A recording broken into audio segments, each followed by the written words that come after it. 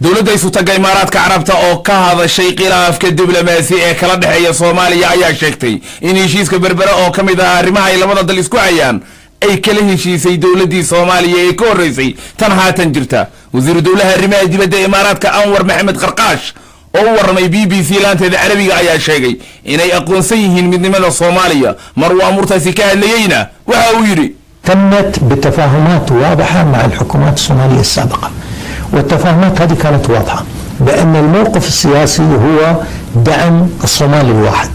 نحن ما عندنا قنصلية في صومالي لاند، ما عندنا سفارة. arrinta dekada berbera waxa ay ku dhacday isfahan cad oo aan la yeelanay dowladihii hore ee Soomaaliya.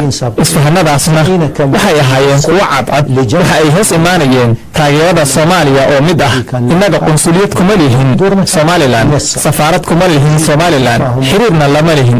iska badaaye waxaan kaalin fududeyn ah ku lahayn inaan kulano u qabanno madaxda Soomaalida. waxay ku kulmeen Abu Dhabi iyo Dubai.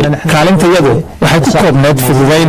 isfahanadu waxay ku qotomeen haddii aan aqoonsanahay siyaasadda Soomaali mid ah inaysan naga reebaynin inaan ka shaqayno dhinacyada horumarinta, gargaarka iyo kaalmada inaan Somaliland ka samayno إنسانية أو إغاثية وما إلى ذلك في Somaliland.